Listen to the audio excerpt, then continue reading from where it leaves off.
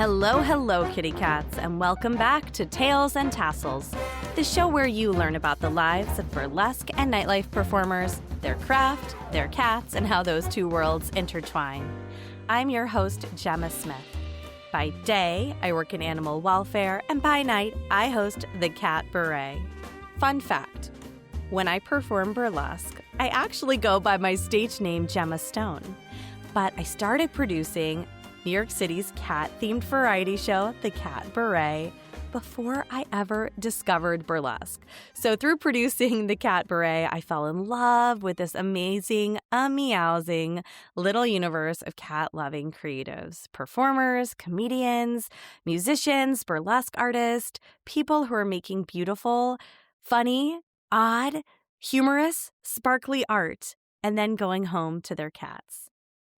This intersection of creativity and cat parenthood is exactly what inspired this podcast, so I'm so happy you're here. And before we get into today's guest, I want to share a quick little recap from the latest Catbaret show. We recently had Catbaret Cat Lady Purty, and it was such a fun night. Oh my goodness, over 100 cat lovers filled the theater. We had incredible performers. And thanks to our raffle, all of our brand sponsors, our show sponsor, Weruva, we were able to raise nearly $400 towards a cat's FIP treatment, which meant so much to me and to the community that shows up for these events. Moments like this are why I love bringing cat people and creative people together in the same room, and we can have a community, as I like to call it. Okay, so let's get into today's guest. Today, I'm joined by burlesque performer, producer, and creator of the Silver Tusk Awards, Viktor Devonne. Viktor has been performing for over 20 years and has produced nearly 300 episodes of his own podcast, We Burlesque. In this conversation, we talk about his Rocky Horror origins, what it really means to build a career and community in nightlife spaces, how he's sustained his long-running career, and the realities of being an indie podcaster. And of course, we talk about Samuel, his very handsome senior rescue cat, whose story includes a street rescue, a mouse-related emergency, you have to hear it, and a whole lot of love. This one's really thoughtful, layered, and full of heart. I'm so glad you're here.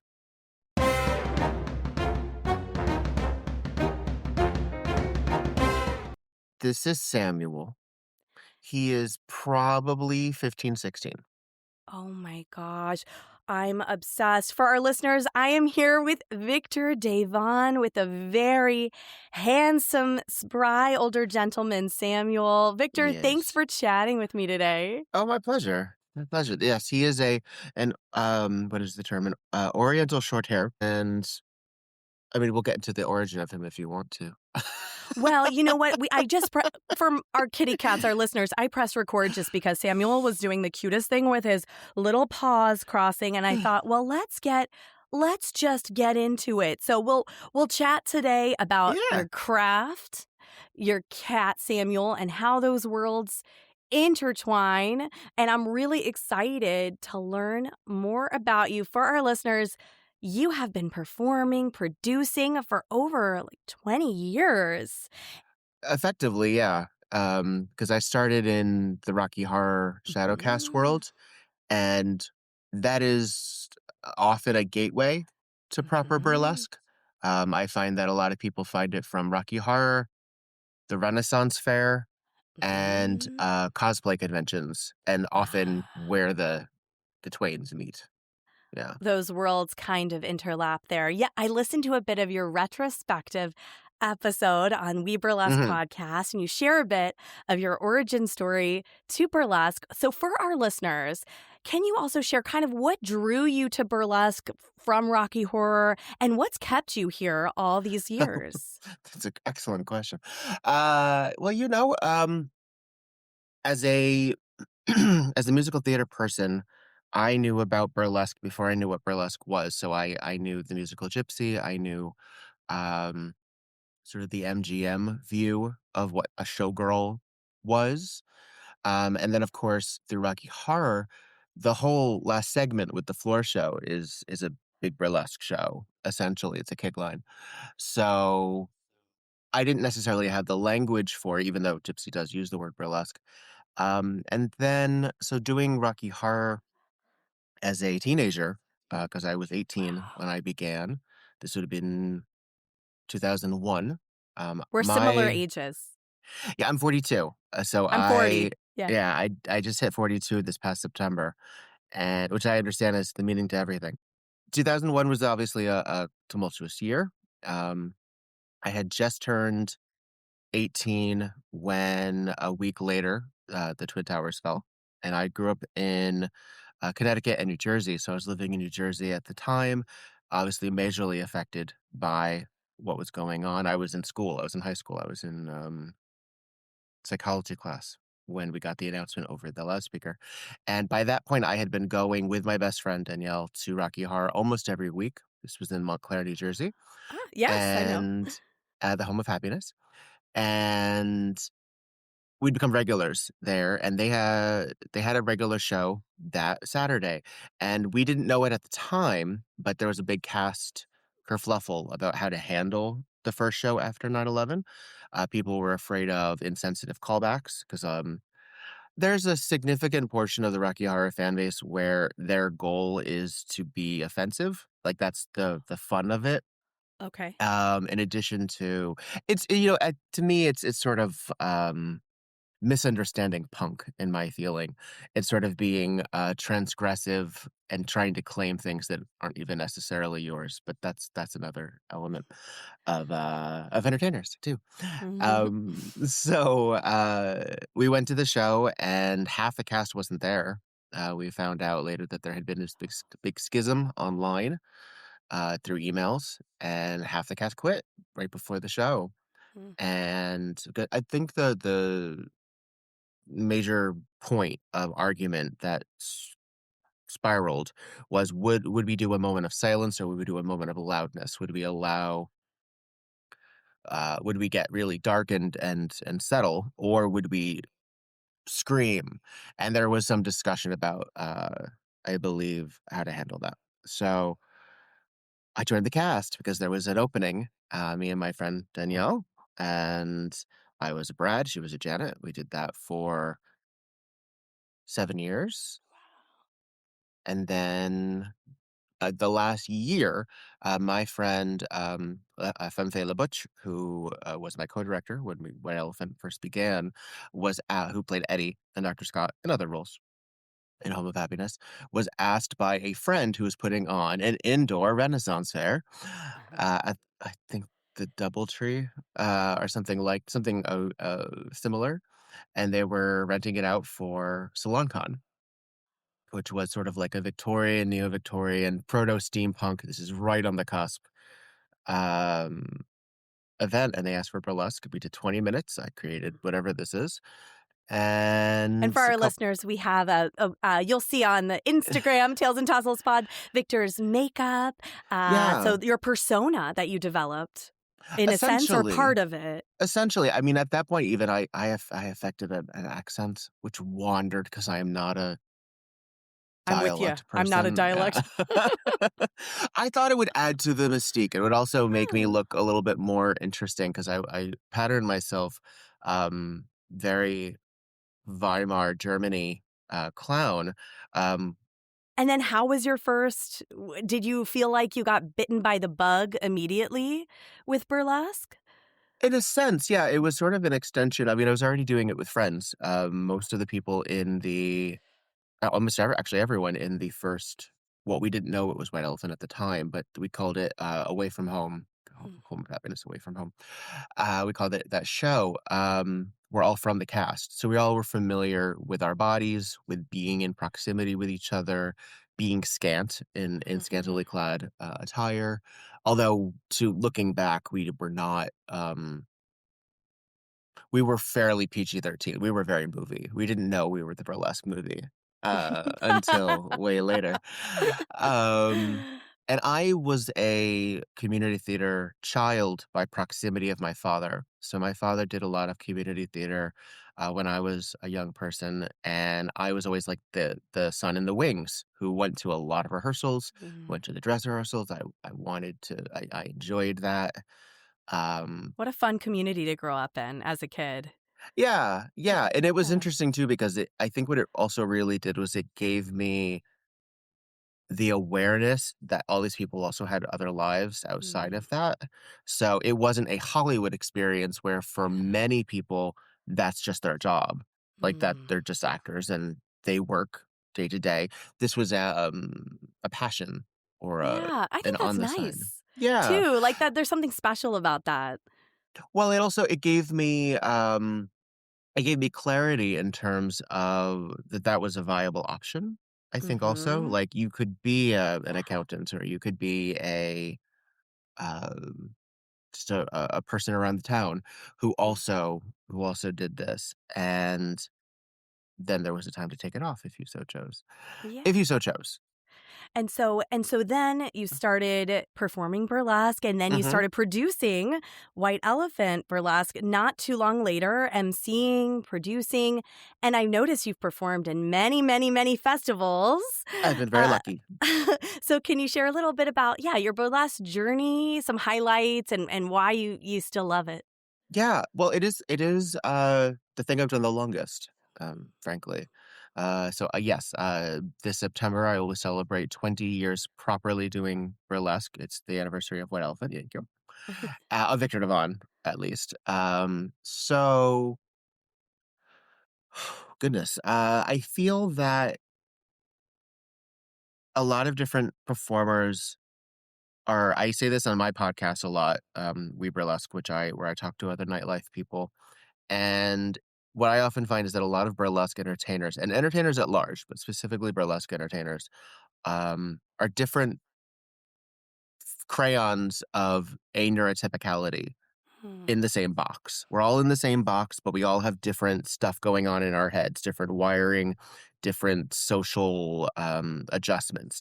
And some of those are placed upon us by Mhm. whatever, sociopolitical landscape that we're stuck in. So if we're Mhm. queer or if we're a person of size, if we're any skin tone that is darker than what I am, very frequently, gender identity, all of these things, they become politicized. They become talking points. Everyone loves being a talking point.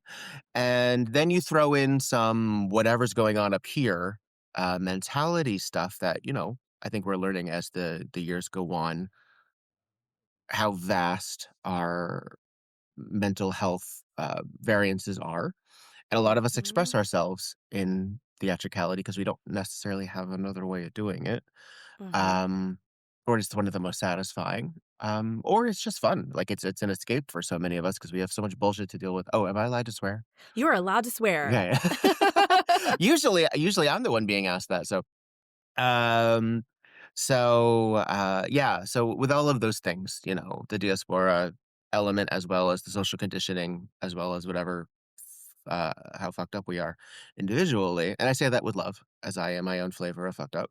Me too. Um, I think that's the other thing is like, what is typicality? Like, I think we're learning more and Mhm. more, like, and not to give a talking point to the bad people, but what like, we're all something. Like, there's always like, I think we need to recognize that the notion of normal, it's, uh, false, Mhm. is propaganda. And a lot of So, talking points around cat people, but continue, continue. wherever wherever you find joy. Mhm. Um, so Yeah, so I had actually turned away from, the, community theater and the stage and much of just being seen, just much of my visibility when I realized I was kinda faggy. Mm. So I realized my homosexuality, which I thought was bisexuality, but then I realized I just think people are pretty, and that's just different. Mhm. There is a difference. I find beauty. Uh, Middle school. Getting Tale as Old as Yes. Time, and then came out in just at the tail end of senior year. Well, some people knew before then. And then with Rocky, well, all bets were off. Um, so falling back into that at a portion of my life where I was really craving it, like I was sort of cosmically lonely, and some of that was regular teenage horniness, but some of that was also community and identity and fulfillment in that fashion. And one Mhm. of the reasons that I have the podcast is because I was having so many conversations for like seconds backstage. It was like, oh, I wish that could be like, so I could share that with other people, or that would have been like preserved in some capacity, and not like in a time capsule, although they inadvertently become time capsules because time Yeah. marches on and then things become, you know, uh, irrelevant, not irrelevant, things change. Things change Mhm. and our language changes and what we do changes, our circumstances change. Um, so with White Elephant, it was a natural progression of that, like, built-in community. We already had the Rocky Horror people. Let's do something else with it. Yeah. Faye and I were already somewhat disenchanted at that point with how our cast was going. We did not feel that we had a because Rocky Horror is odd. It's high stakes. It's very serious. Everyone is working with test tubes and solving and saving the world. And yet we're kind of saving ourselves, and Oh, it's it's it's a beautiful. it's a really important time for a lot of people. And I sometimes love it's for yeah. I was just gonna say, I love that you've been mentioning community because you're someone that I was thinking about as I was preparing for this podcast, that you create community. And that's really important to me in general. Like having community is just one of my values. And I noticed through your performing, producing, and then We Burlesque creates Mm, community because you have relationships with different nightlife performers. You've produced nearly 275 episodes, listeners. You have to go to We Burlesque podcast. And that's just so inspiring to me. thank you. Genuinely. Yeah. Thank you. It's my favorite thing. It really is, and I don't spend enough time on stage. I don't know what that number is. I don't know enough is. A couple of years ago when I was working in New York, before the pandemic, um, I was doing fine. I still wasn't working enough, but I was working 2 to 3 times a week. Um, but there's something about painting the face, getting ready, stressing about the costume, driving Mm. there, that's cathartic, if I can be Mm. so bold. Like a ritual Well, in that sense, or? a series of rituals, really. Mm-hmm. I mean, if each of these individual things, they're almost like sacraments in a Yeah. way, because you build your skill level in addition to you hit these milestones. Mm. And burlesque, I realize I've skirted my origin story to get here. Um, Burlesque has these self-contained, self-described milestones. So you get into your first festival, you go to the Burlesque Hall of Fame, whether it was the museum, which the physical location is no longer Mhm. there, or you go to the Weekender, or you're involved in some capacity. You meet a legend. You go to a panel discussion or a caucus. You do a podcast. You have a hit single, as I call it, which is like that first act that really makes the rounds, and you do your first photo shoot. Like, you meet people that you adore and get to be your colleagues as well as your icons, which can get tumultuous. Um, so you have all of these things, but we decided that those were, you know, the big stuff. And when an actor wins an Oscar, their career, generally speaking, is on the rise. It's not over. For a lot of us, we view something like winning Miss Exotic World or something to that level, not the end, but that's it then. Where do you go? You can always do Mm. another movie that wins an Oscar. You can always do this. There, like, what then Ah, becomes the what's the pivot? next level Right. or the next growth And thing to shoot for? Right, right. Mm-hmm. And why? And why is that the thing that you shot for? Yeah. What's the approval basis that we're working with? Who are we gaining this fulfillment from? And Yeah. why is it, generally speaking, that our zenith is in front of an audience of our peers, Mm. as opposed to, in theory, a bar crowd, a theater crowd, Mm-hmm. the masses? As entertainers, we have that's who we're performing for. But so much of burlesque is also performing for each other. And part of that is because we're gigging, we're always at the shows, we want to see the shows, but a lot of us are also fans. Like that's the thing also is that we want to see our friends and our friends happen to do the same thing that we do. And some of us also, it's the one thing that we don't get to see at our own jobs because we're backstage. Depending on how the scenario is, we don't even see all the show or any of the show. So things like that. Community is sort of thrust upon us. And Puck's Aplenty, who's out of Seattle and is a dear friend, broke it down as we have a scene, we have an industry, and we have a community. And depending on your perspective, it's a hierarchy. And depending on your perspective, it's next to each other. It's a trinity. Uh-huh. And sometimes it's just one or two. And how your viewpoint is, I think, is really indicative of how you maneuver through life. Mm. So I'm essentially a facilitator Yeah. with the pod. When I produced live shows, which I would love to get back to, because nothing is. I mean, there's some things that are it's so fulfilling watching a show that you've curated, but watching the audience watch that show, Oh, it's something yeah. really cool about it. And them So enjoying it and having a great yeah, time. Hey, kitty cats. Quick pause for a Catbaret update. Our Meowloween variety show claws its way back to Caveat in New York City on Friday, October 31st. Expect comedy, music, and burlesque, plus an audience costume contest. It's the most spooktacular night of the year. In-person and live stream tickets are on sale right meow at catbaretshow.com. Snag yours before they ghost you. And yeah.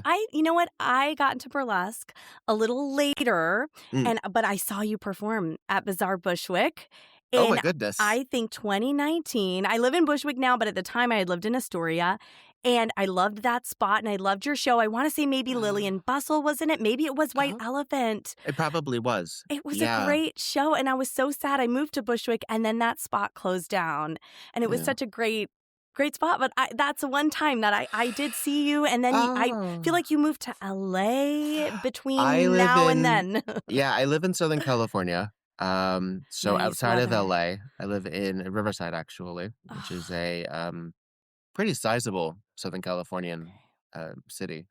Um How was the and transition? let's see, it was a series. It was so the husband is in academia. So Mhm. he got a job here. I proposed. He moved.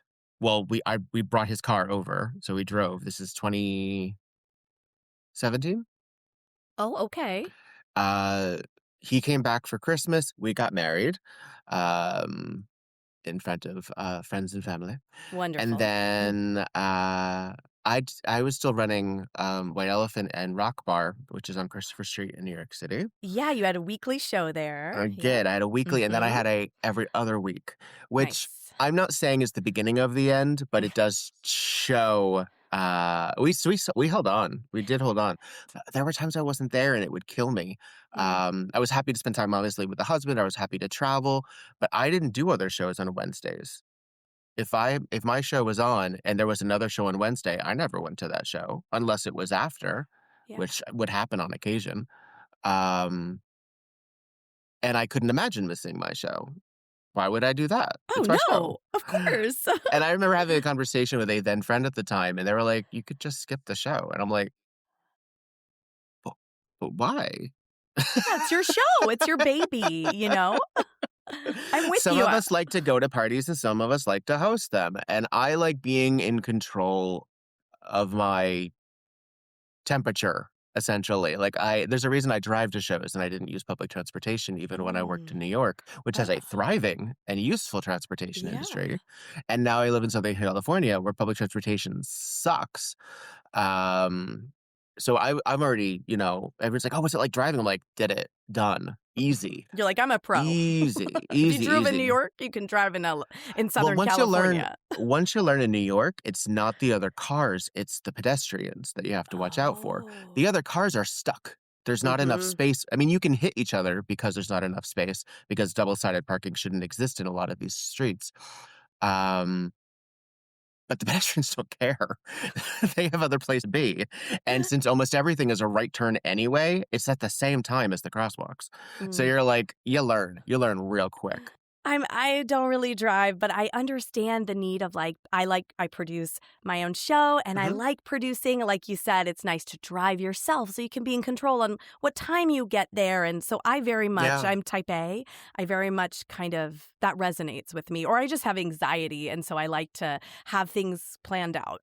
Remove variables like that. I mean, yeah, you Yeah, add your own variables, but you're sure. in control of at least some of those things. And I can't tell you, there were several times where I parked my car and I thought it was a zone where I could park and it wasn't.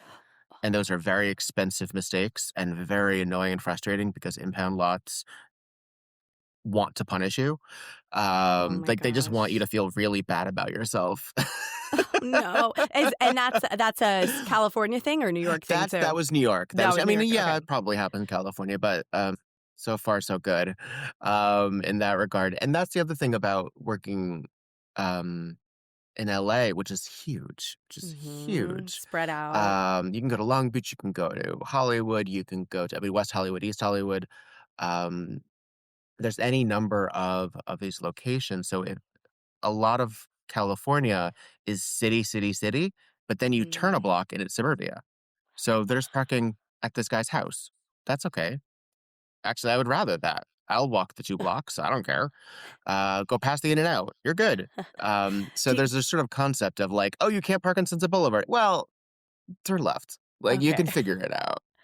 Do you find the scene is just as thriving as in New York with shows, or how does it compare? New York is not even as thriving as it was in New York. The world is different. The world has changed. We've been through different political landscapes. We had the pandemic. Just stuff is different. I mean, it's kind of terrifying that it could be so different within 10 years. Yeah, Yeah. it So is. White Elephant began at Rock Bar in 2015. By then, I'd already been working so long. It was a really good opportunity to reintroduce myself to a lot of people as an authority figure, as it were, because then I can show people how professional and how on top of things I am.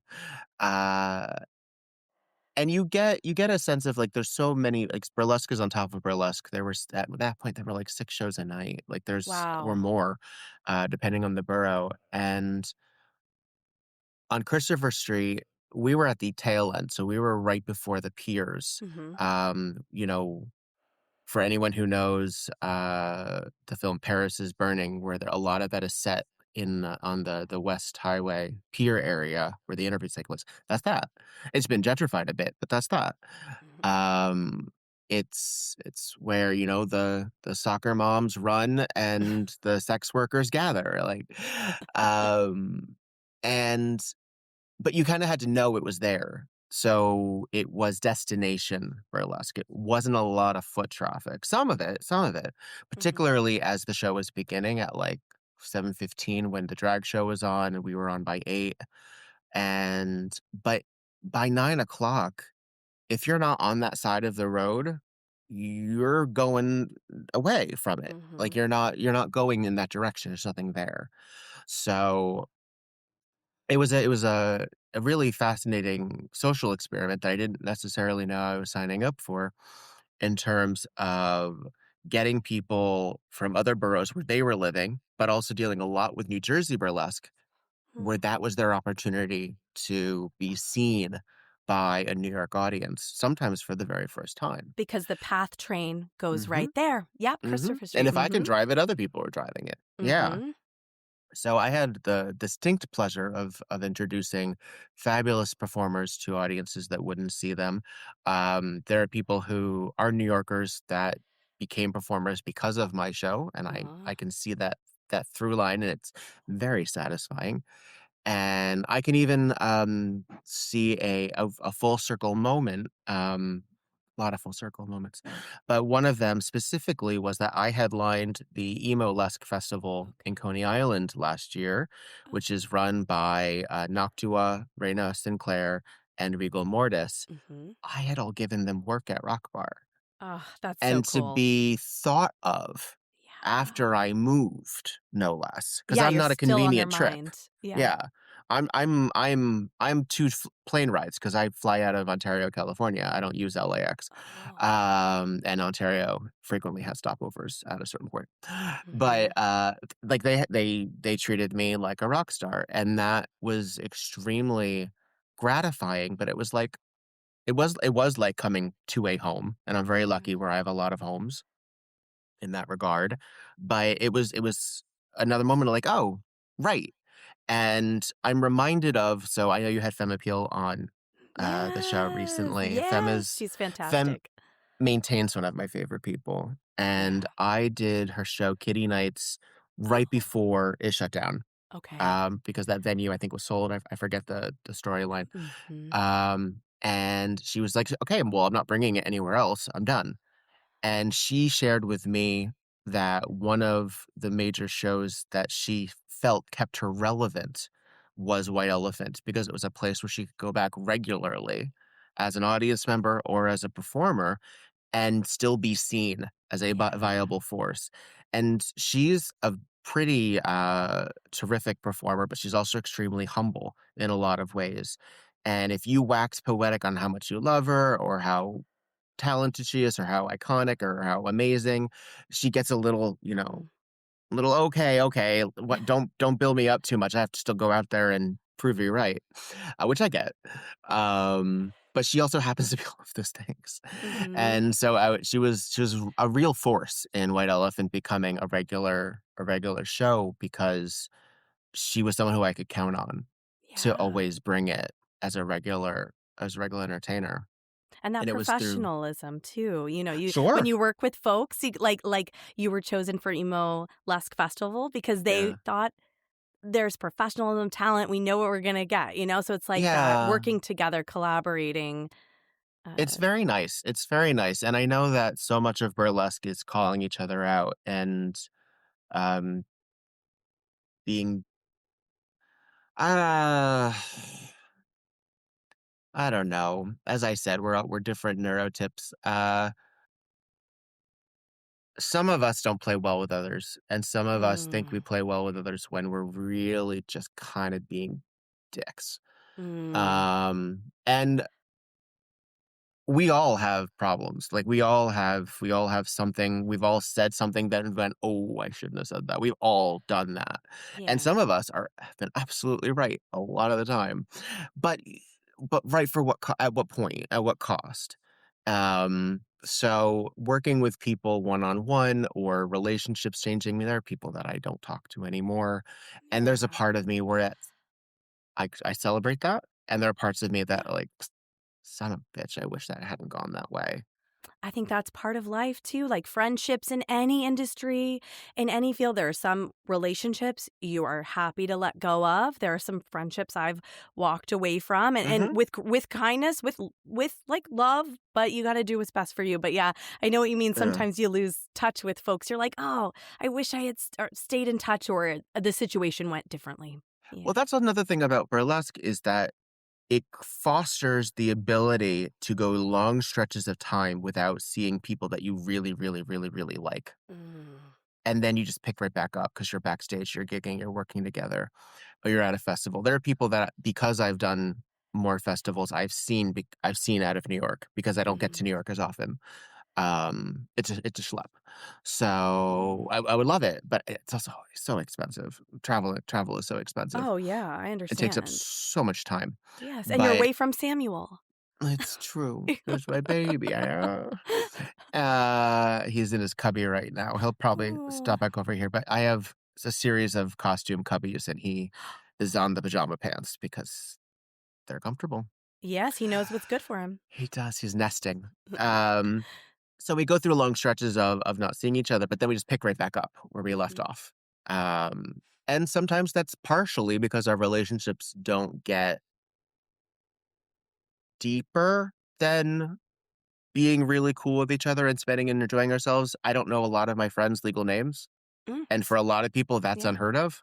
Like, that's Yeah, I don't but I know a lot don't. of performers. I don't know their legal names. Only a few who have become, like, really close Right. friends outside. And in those Yeah. cases, I'm not gonna call you that, though. That's the other Yes. thing too.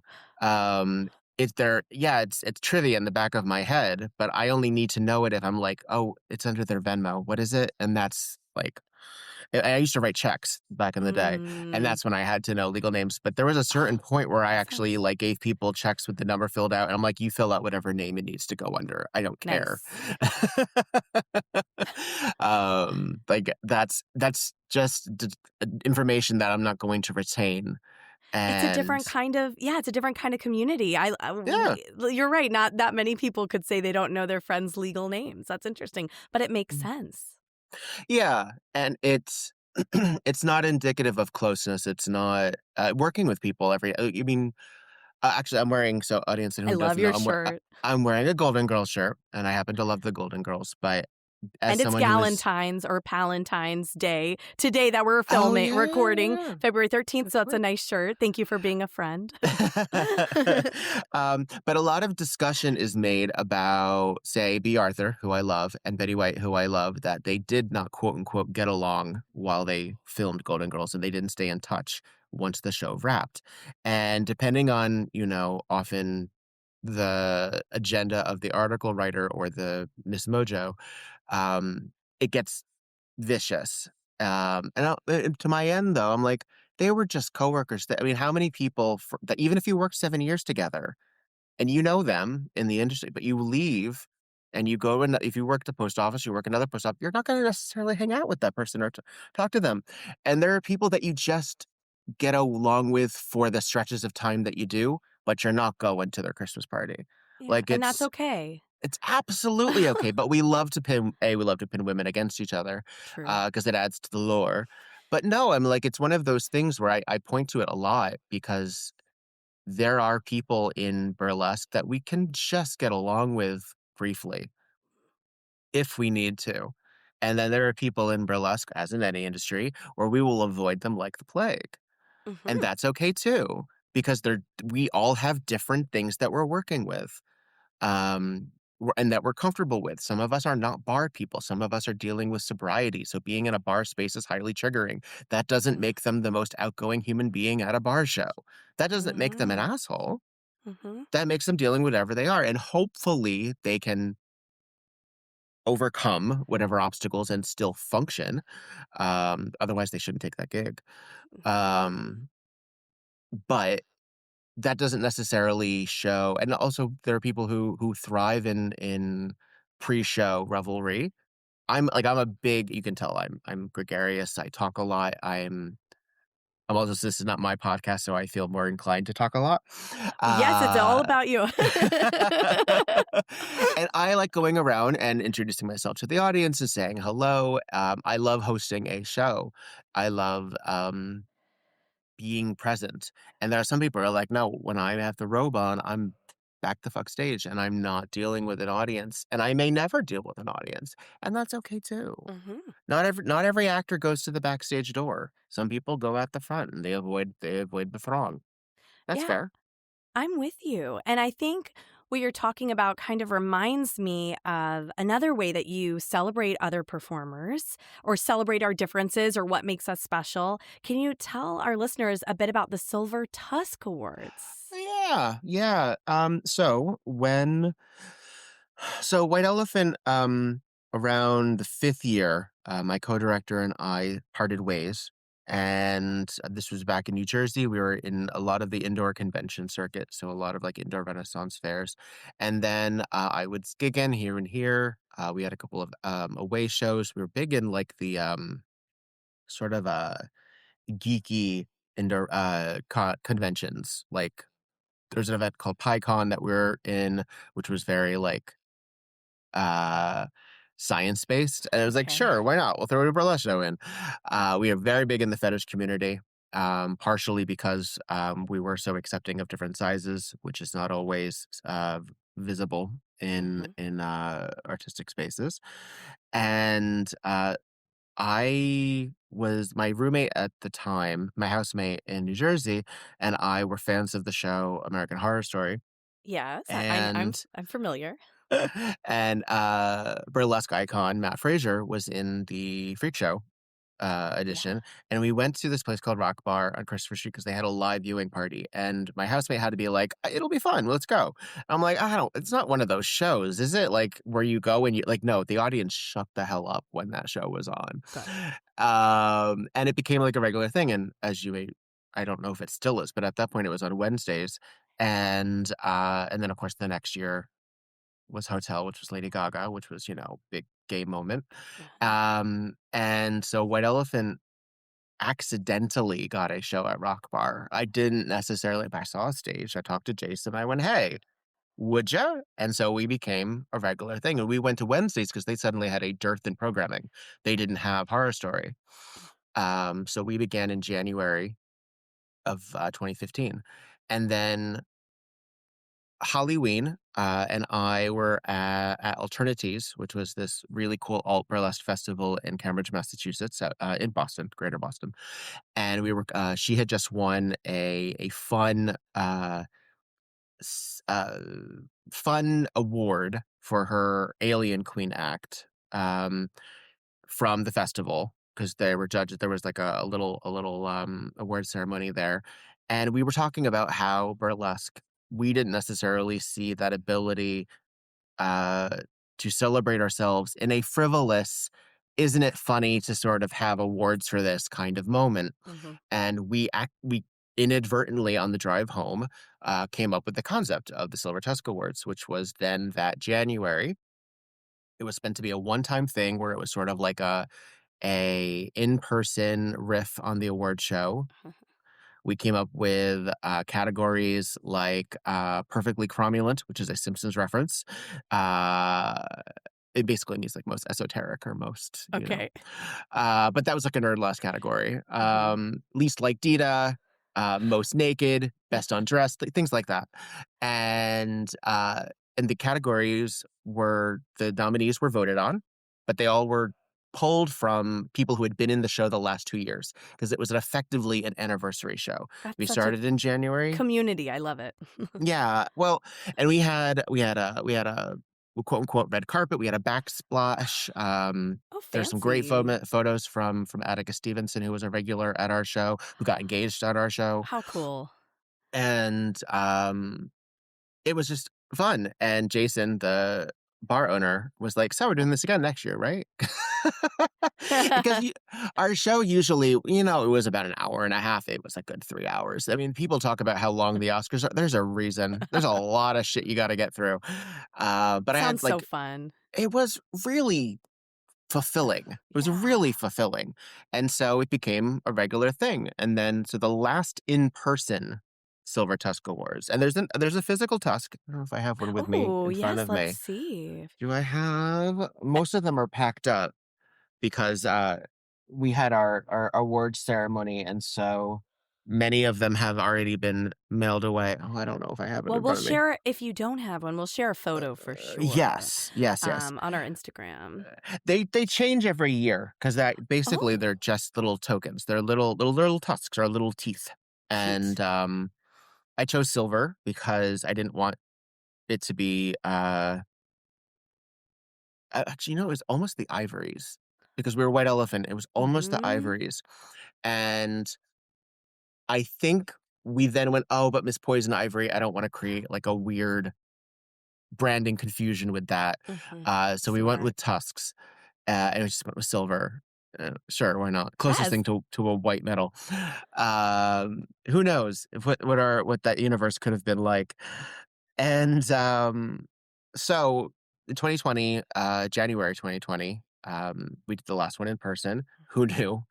Yeah. But that was also the last White Elephant show in New York City at the time for now, because I was moving. I was effectively moving. I was moving in March, and then the world fell apart, Mm-hmm. and we all know what happened after that. But very fortunately, more or less, I ended that show on my terms. Like I ended it with a bang. I had Joe Boobs close out the night, and that was like a huge get in my view. And she had been a friend, um, and a colleague for some years, but I had never had her in the show. Mm-hmm. So it was like a nice, like, again, a full circle moment. And you didn't even know COVID was coming. It was Who because you were none of moving. us It knew. kind I of, yeah, know. I had no clue. But Well, it kind of then, worked out for you, at least, that you had this goodbye yeah, before the yeah, world shut down. inadvertently bittersweet, Mm-hmm.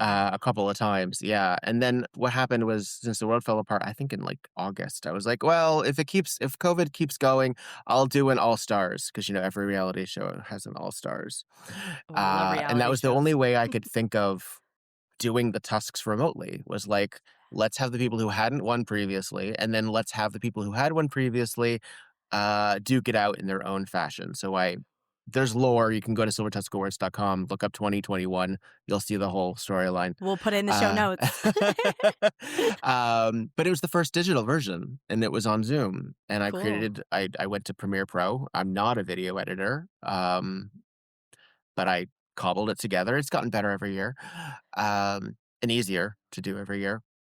But I talked to Samsonite, and I was like, I think I'm gonna open it to everybody. Because at the time, I'm like, how do you do a virtual show when you're not, who are you culling from? Who is eligible for nominees? Like that was the question. How do you pick the well from? So when you do Mm-hmm. like the Screen Actors Guild Awards, only people in the union can get nominated. When you get nominated for an Oscar, you campaign based on your last year.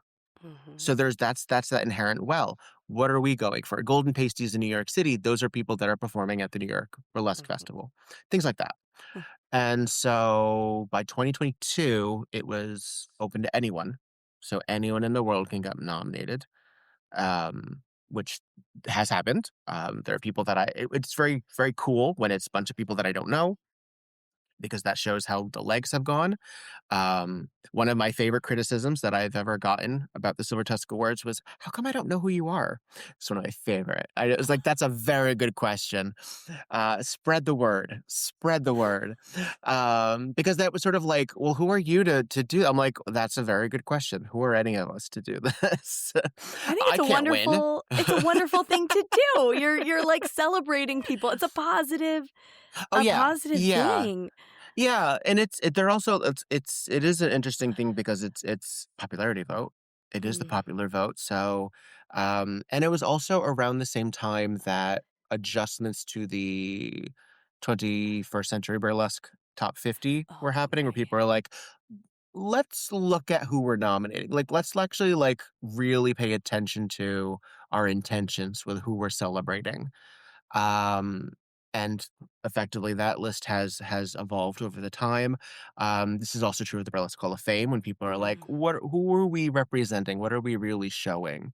And really, the Silver Tusk Awards gives the opportunity for, the names that we see a lot, but often in context that you wouldn't necessarily expect. I mean, not a lot of award shows or a lot of titles are going to have, I don't know, conquering hero as a title. Every year the theme is a little different. This year it was all literary and theatrical archetypes. So you Oh. had your comic relief, you had your conquering hero, you had your dragon slayer, and your monstrous marvel. And you're able, and I gave distinctions. Like I also try to be example. I try to be like, I go to tvtropes.com, which if you're not familiar with, you will lose Mhm. hours just Okay, I have to exploring. go to that. It's just a huge database of, here's all of the media ever that has used this trope before. So what's a good trope? The babysitter gets a phone call at the beginning of the movie. Here's every example of that. And it's like, wow. Fascinating. but like so much more in depth. So I spent a lot of time there. And I'm like, okay, who are good examples of like, the Herculean hero? There's another one, Herculean. Mhm. So we do. I did a lot of examples, and I had to pick like anime because I'm like, people will know that. I don't know it, but Yeah. people will know that. Oh, here's this obscure cartoon that I don't watch BoJack Horseman, but apparently he's dramatic. Mhm. Things like that. Because I want it to be accessible to a lot of folks, and for some people, it's a really great opportunity for them to get acknowledgement alongside people that we view on these pedestals. And that's considerable. You know, that's Absolutely. at a lot of a good festival in my estimation is we're all on the same level. We're all on this. We're all equalized Mhm. because we all look we're in different shows. None of us are like, oh, there are two people. There are two vampires. No, you're vastly different. You're a Victorian vampire. You're a Twilight vampire. Like there's Exactly. already like distinction in that regard. A good curated festival that's we all were fighting crime in different cities, and I Mhm. love that. Um, and that's also my preferred burlesque show too. I mean, I don't mind a theme show. Uh-huh. Theme shows make sense. It's They're okay. good. They're good to market. They're very useful. But I love me a good variety show. Oh, yeah. Yeah.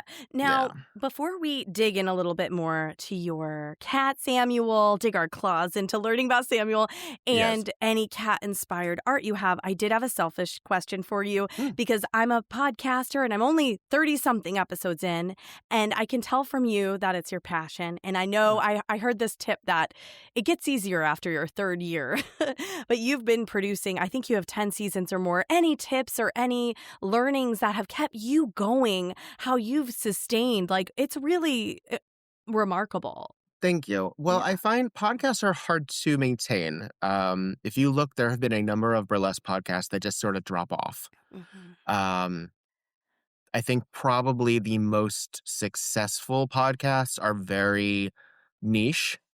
So a lot of true crime podcasts are very successful, a lot of specific news, because there's always something to talk about. Mhm. Burlesque is sort of interesting because it's real life, but it's also, I use this word a lot on my show, insular.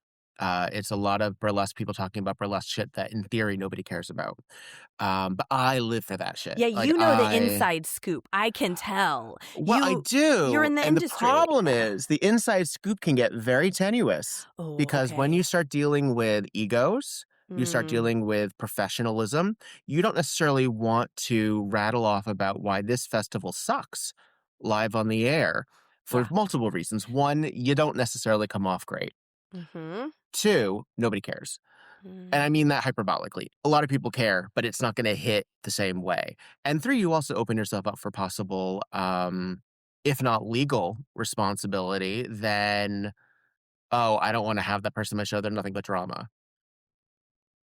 I've lived with the concept of silencing people for the sake of drama since Rocky Horror, which is basically a high school music class. Like that's the same thing. I talked to people who were in band, same I storyline. was in marching band. Same world, Yeah. same neuroatypical horny world. And And I played the trumpet. there you go. I Horny. mean, and I've talked to people who are, and it's I talked to my husband who's in academia. The Mhm. parallels that I could tell you is there's, and again, everything is so serious. Everything is at 11 when it comes to. So I guess getting it done because I'm a hem and horror, hemmer and a horror. I Mhm. will let things slip through my fingers if I'm like, oh, I should do this. Oh, but I don't have that yet. And I was like, oh, but I really want to. Like, I have missed opportunities because I've let myself down in that regard, and I'm no longer okay with that. I get mad at myself now, and I'm like, no, let's not do that. So if you look back at the first, I don't know, probably 2 years, but at the very least, the first 30 episodes of We Burlesque, there's a lot of differences in terms of quality of recording. I was using my phone, I was using my iPad, I was using my laptop, I was talking to people in person, I was using internet phone. Zoom has really helped me out, but Zoom is completely unreliable, Mhm. and internet stability is completely unreliable. Yeah. So there's no 100%. There's no 100%. You do what you can. You do what you can. And the pandemic has fortunately programmed a few of us to invest in some technological stuff like external microphones, headphones, um, the expectation of what it's like to talk on the phone or talk on, like, there's that sort of element. So fortunately, we have a lot of that going for us. I mean, when you're asking Mhm. tips, are you also curious about how to like get quote unquote the story from people? More of just like what keeps you going being an indie podcaster. I don't know about I mean, I'm happy to anything you want to share, but just because I have a day job in animal welfare, right? And Yeah, so I work full time. I produce the Catbaret 4 times a year, and then I do the podcast. And it's a lot of hard work, and listenership yeah. grows slowly. And just curious how you sustain it for so long. What keeps you going? And I'm not. You right now. You already ahead of me in some regards because you are using social media, you're using video clips. I don't. Mm, I thought about like, oh, how do I get this together? And the issue also is that working with a lot of performers and getting them to express themselves verbally is already a challenge. Not mm, everyone is this gregarious. Some people are very private, some people are shy, and some people are just inarticulate. They're just not able to put into words the ways that they can when it comes to their art. mm, And I mean, there's no coincidence that a lot of our art is based on the words of other people. If we have a song with lyrics, we're using that as our narrative. mhm, Drag performers will frequently pick songs where they are playing that character, being that narrator in the song. Burlesque is very similar in that regard, for better or worse. Sometimes I think characters we pick songs where we are not those characters. And mm, therefore, I think the message is confusing because this is about us or are we telling the story? Because if you're mhm. singing a song called Little Town Flirt, which has a masculine vocal, and you're a very high femme lady, you have to be the flirt. Unless you are deconstructing it and making yourself the narrator. But then Uh-huh. you got to make choices. That's what Uh, I mean. That's what I mean by that. specifically, yeah. Yeah, you got to make choices. You got to make Yeah, like choices. acting. Yeah, I went to school for theater, Yeah. so I understand. You gotta make choices. You gotta make choices. So I mean, I guess sort of the is to try to be less precious about what Mm, you're capturing, I love that. and just do it. Yes. Yeah. I don't listen back a lot of times. Okay. Usually the only time I listen is when I'm editing. So when Okay. I'm putting and Yes. even then I don't edit nearly as much as I used to. I used to be worried about long pauses. I used to be worried about more ambient well, I was also dealing with different circumstances.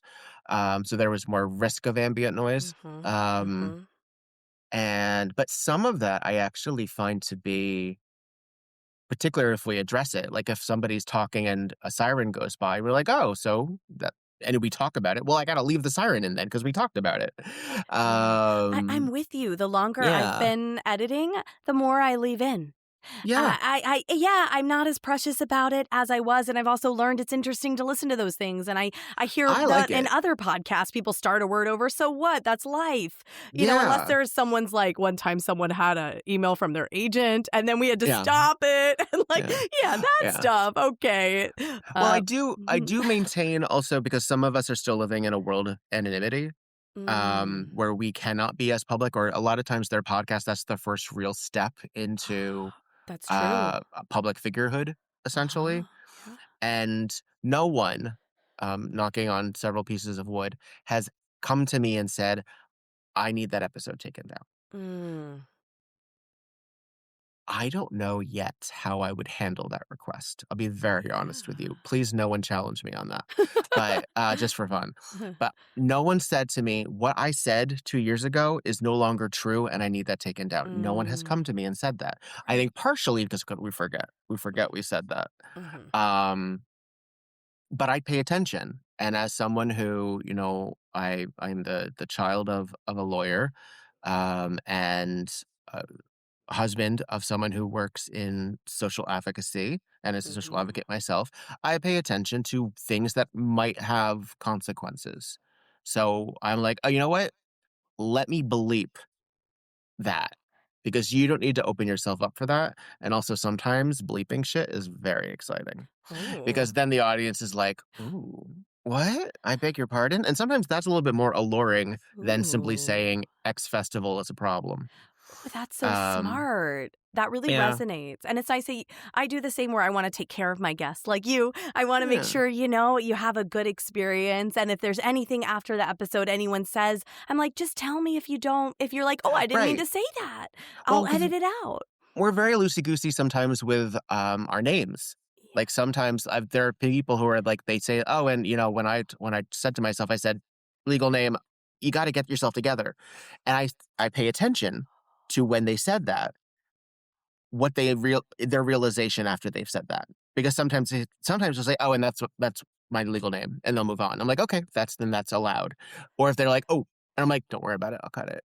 Mhm. Um, and because, it's a scary world out there. We do live in a world of doxing. Um, there's a reason that security escorts the strippers to their car. Um, and we have to sort of be our own security a lot of times. Burlesque performers, we're our own agents, we're our own costume makers, we're our own everything. And we Mhm. also have to be our own security. And we have parents, we have people in academia. If anyone's curious about a really fucked up situation about how someone's personal life was being weaponized with burlesque, look up Lottie Ellington. She's been very upfront about her story. And that was a couple of years ago, but it hasn't changed.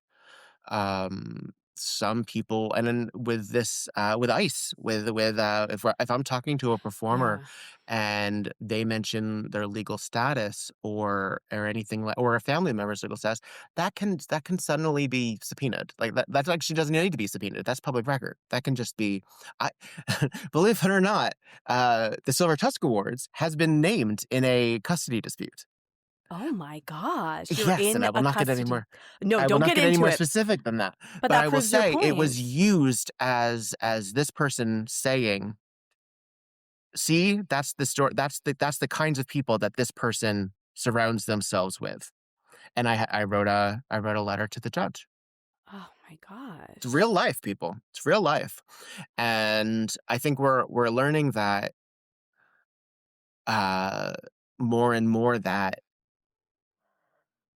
yes, we have to take care of ourselves. Yes, we have to lean on each other, but I think that's sometimes where the gatekeeping and what is sometimes referred to as the drama comes from, is Mhm. because all of these outside forces are fucking with us so painfully that we just Mhm. want to make this our safe place. Yeah. And that's why we have a zero tolerance policy for some bullshit sometimes. I think so. And we all have different limits. We all have different stuff. I'm not talking about excusing racism. I'm not talking about excusing homophobia or transphobia or misogyny or bodies or anything like that, or disability. But sometimes we are a little harsh, because we want to cut that cord. We want to cut it off at the head before Mm. it gets any worse, because everything out there already sucks. I get it. Yeah. I Absolutely get that get it. instinct. Well, this is some really good food for thought. And for our listeners are maybe they're creatives, but they're not performing burlesque. Maybe they are, or just getting started. They're definitely cat lovers, but I want you all to go to We Burlesque podcast, check out Victor's pod, because you can learn Yeah. so much more. And Yeah. now, speaking of people or beings, let's say, that we protect, Yes. let's talk about your very, very handsome senior cat, Samuel. Yes. How did he come into your life? Well, I grew up with cats. So I grew up in Connecticut. I think at one point I tried to remember this in preparation for the pod. I was like, we had up to 9 at one point. Can I remember all of their names? And part of that is becoming from a multi marriage family. My father, by the time I had cats, was on his third marriage. I'm from the second marriage. So when they got married, it was like a Brady Bunch situation. The cats merged, in addition to the children. And so my cat, my first real cat growing up, that I called mine, even though it was a family cat, was Smokey. And when Smokey died, it gutted me. He was hit by a car, and Oh. I said, when I grow up, because I didn't necessarily have a say in the household, I will not have outdoor cats. I cannot do it anymore. And so, harp sound effect to the future. I was in a relationship. We had a cat named 40%. He was he was a blonde boy, orangey but blonde orange, and he matched the color of me and my then boyfriend's hair color, which was 40% peroxide. So 40 was a fabulous gentleman. He very sadly passed. We're not 100% sure. I believe it was an aneurysm because it was a very peaceful, sudden, while he was sleeping. He didn't freak out. It wasn't like a long-term thing. So, but at that point, he had a lady friend. I'm getting there, I promise. He had a lady friend named Myrtle, and Myrtle was this big cranky old lady. She was out the womb, big cranky old lady. She was big and cranky when she was a tiny little thing. Myrtle was oh, I loved her. Oh, she was such a Aw. sweetheart. She was just, oh my gosh, she was so big. She was like the texture of a cat where it's fat, but it Uh-huh. feels like muscle. Like it's sort of like that sturdy sort of like, this can't all be your armor. This is also all the food that we've pumped into you. My Lion-O is like Uh, that. Yeah. Yeah. Well, she also had thumbs, Oh, and she was an art. polydactyl. Yeah, and she was very affected by 40's passing. Oh, God. Because 40 came first, she came after. She was a vet find. We had a friend who was a vet and said, "Oh, there's this cat. Do you want?" I'm like, "Yeah, sure." And she and 40 got along together real quick, Mhm. real quick. And she passed after we got Samuel. So Samuel, this is all in Totowa, New Jersey, which is outside, which is betwixt Paterson, New Jersey, and Wayne, New Jersey. Paterson, home Okay. of Debbie Harry. My husband is from Wayne. Oh, there you go. So I There you know go. Wayne, Willowbrook Mall. We take the bus. I'm Yes, very yes, familiar. yes. Yes. Yeah. Yeah, I lived in Totowa. I first moved from Plainfield, New Jersey. That's where the house moved from. We moved from Connecticut. Then I lived in what is now called Woodland Park, but at that point it was called West Paterson. And then moved to Totowa. And I'm much more flagrant with my specifics of that because I don't live there anymore. But I used to be like, this little area outside Paterson. Because it's also like a street. Like Totowa is so small; it's a mile long, and very conservative and a little scary in certain ways. But I did enjoy my time there. It was a fine time to live there. And there's this street called Union Boulevard, and anyone who lives there knows that is a highly populated street, 24 hours a day. And Samuel, as we would come to learn, was going back and forth on it, and I was worried he was going to get hit by a car because the ratio seemed pretty likely. So we got one of those have a heart traps. And he was a scrawny little boy. He's filled out a bit, and he's also older now. So he's got like that primordial pouch situation and the bosom, like that empty chest bosom. It's so sweet. He's a little baby. And so we it snapped too early before he was able to get in, and he ran the fuck away. We're like, well, that's that then. We tried it again, and he went in. I'm like, okay, well, then now you're just trying. Like, now you just want to get caught. Okay. So we brought him in.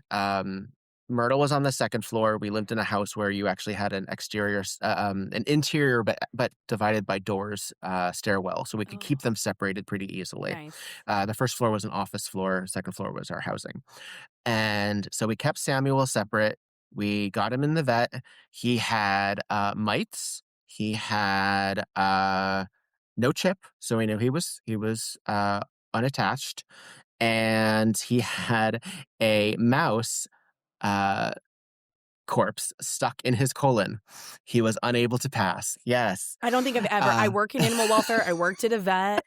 Like, honestly, I don't think I've ever heard that. Thank God you got him. And, yeah.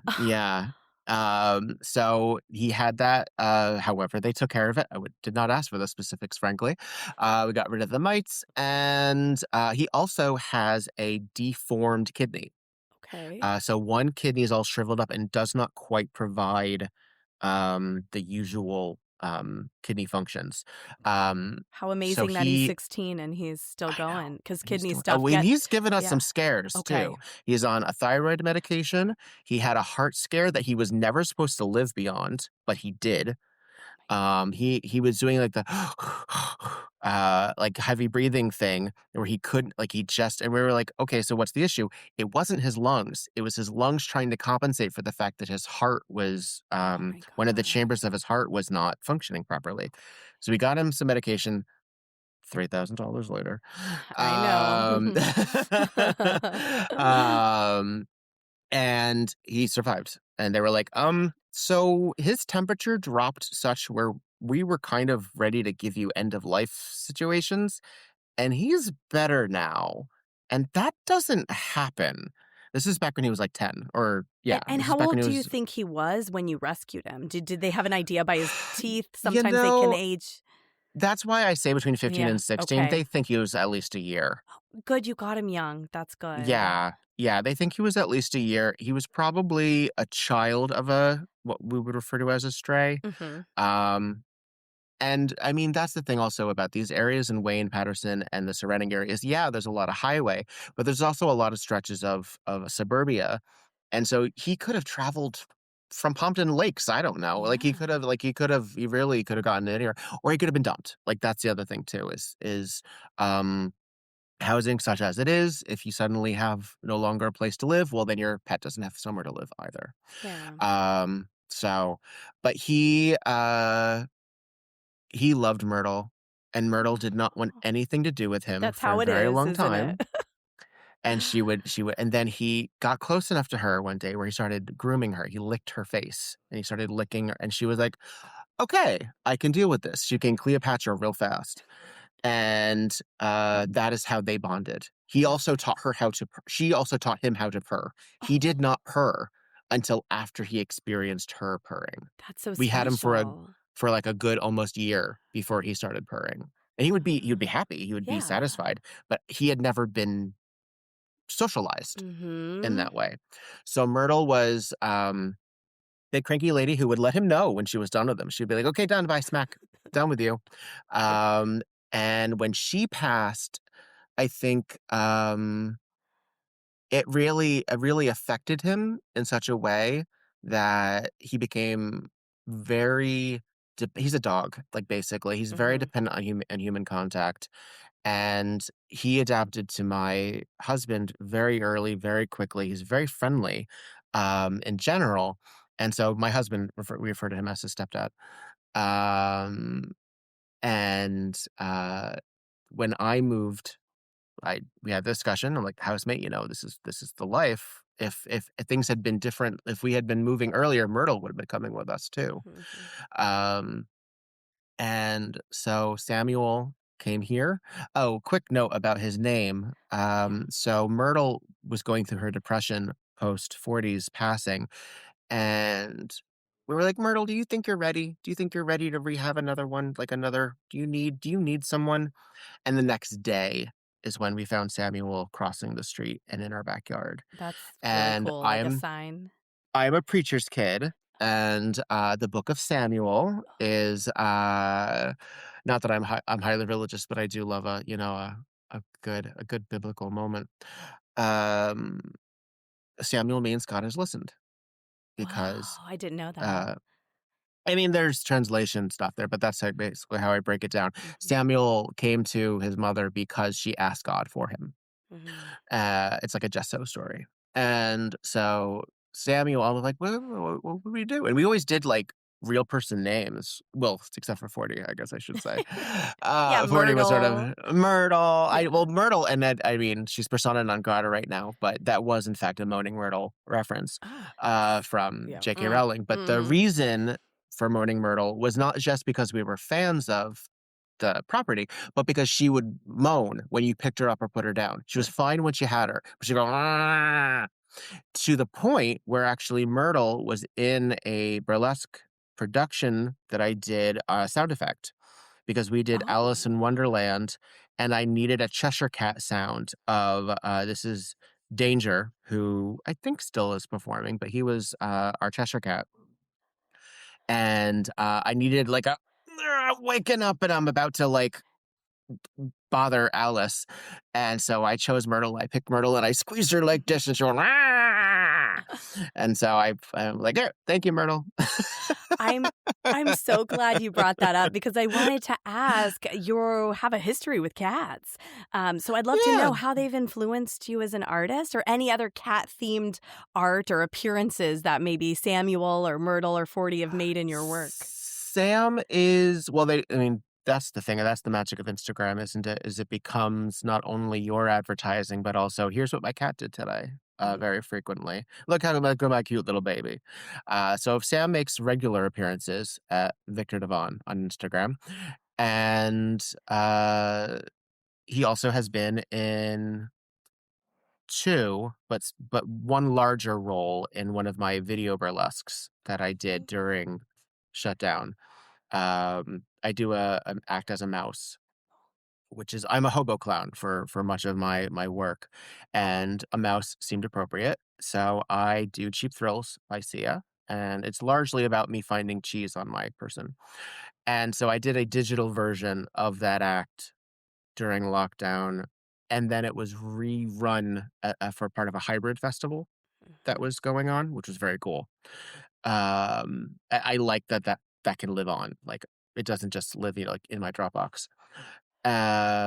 So if anybody else wants it, um, and he's in it, so I restructured it so that as a mouse, he is there Like as my wanting, cat, yeah, like wanting looking to at get me. you or just Yeah. interested, engaged by Just you? curious, just curious. Okay. So I cut out a black, rounded square, a rounded, oval and put it on the wall, like a mouse hole. Mm-hmm. And I sat him down and I recorded him just sort of, because he's very chill. He'll just sit there and you're like, "What are we doing? What do you want? Or You're what's up?" lucky.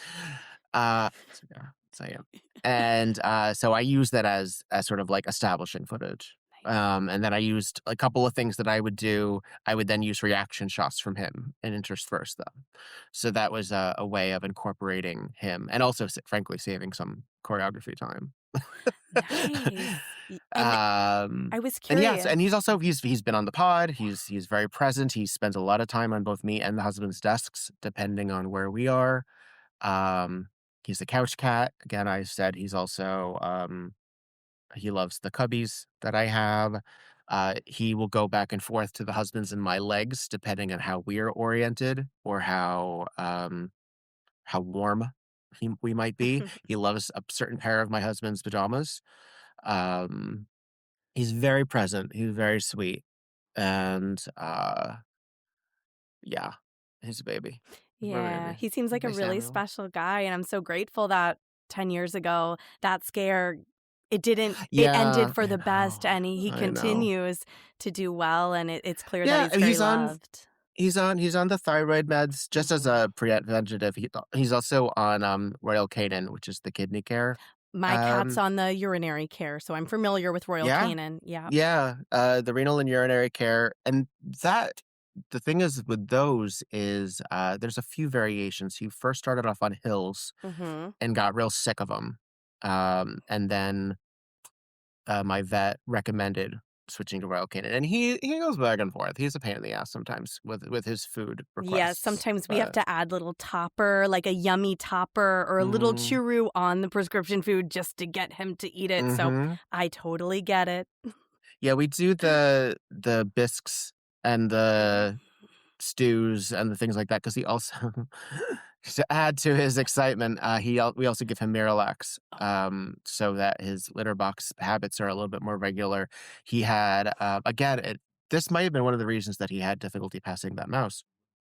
Whatever's going on with his digestive system, sometimes makes his litter habits a struggle in some capacity, and so he'll either give up and then be uncomfortable or it'll be painful. So, we do the Miralax, a little spoonful mixed in with the stew, and that's usually pretty satisfying for him. He's usually pretty good Good. about that. Yeah. You're on the right podcast because we talk about our cat's bowel movements here. We You are all know, about it. They are our children. We have to make sure they're that's okay. you can't be a pet parent or a pet Yeah. owner and not be very used to discussing Yes. that behavior, because you're either talking about it to a vet or to other Mm-hmm. pet owners or your partner, because Yes. they're like, so how'd it go today? And so far, so good. Yeah, Uh, exactly. If one of you is home while the other's away, you got to fill each other in. I That know. he used the litter box. He's Yeah. okay. Well, Yeah. we've given when he and I are both gone, the husband and I, which doesn't Mm-hmm. happen very frequently, but we're trying to find what joy we can in this hellscape of a world by one of our favorite destinations is Palm Springs. And so when we leave Samuel for 2 to 3 days, we have friends who come and take care of him. Like, just so you know, if he doesn't eat or if he doesn't like, sometimes he protests. He's just very upset. But nowadays, he's gotten so much more chill. Mm. We had plumbers come by recently, and he just wanted to look at them. Hmm. Like, he doesn't run away. He doesn't like loud noises. Sure, sure, sure. Neither do I. Exactly, same. My least favorite noises in the world, besides things like sirens, is the motorcycle sound. I Ugh. just hate that sound. And bangs, like just bang noises. I like don't enjoy that. But he's gotten pretty cool, and now we live in a condo. So he downgraded a little because he went from a house on multiple floors in New Jersey, where he could explore a little bit more, but here he has, he's behind me. You can see these windows, Mm-hmm. and he can open them himself. He knows how Wow. to Very open the clever. slats. Yeah, because he wants to look Yeah. outside at the neighbor cats Yes, he needs that and check in on enrichment. them. Yeah. He needs to know Oh, what they're up to because that's his house too. he's like the Um, neighborhood senior person who he's is home and yeah. looking. I don't mean to. No, Maybe that's no, a trope. he's neighborhood watch. He is. Yeah, absolutely. He's our Gladys Kravitz. Um, and well, because also our neighbor lets her cats just wander, and she's not supposed to. She gets Mm, cited all the time because we have an HOA. Because they just wander around, and I worry for them because I don't trust human beings. So if yeah, they get out, or if we have someone who's fucked in the head, like I don't like that idea. I agree. Uh, and I when mhm. so the husband and I are involved in some social activism right now, and one of the fears that I had was like if we're targeted in some capacity, like we have to make sure Sammy's okay. We can take care of ourselves, but I don't want Mhm. anybody doing shit to my cat. Of course. So Well, yeah, we have learned a ton about your cat I know. I and your cat. No, I love it. I'm so glad to get to chat with you and to get to know you. Yeah, And I have a couple more questions for you. One please. is I My ask time is yours. My time is yours. Oh, okay, thank you. I ask everyone to give us your favorite tip for creative cat lovers. It could be geared towards an artist tip or a cat parent tip, whichever Mm. you'd like to leave our guest with. Well, I find cats specifically, and I am ecumenical. I don't have the lifestyle to own a dog right Mhm. now, but I did grow up with dogs as well. Um, I find that cats are very frequently exercises in consent. Like they will let you know how involved they want to be with you. And sometimes you have to break the rules by giving them a pill or by doing, the advantage on the back of the neck, and they don't Mhm. like that shit. Because you're also a parent. You're Mm. also a parent. Uh, Mm. I mean, every cat is different.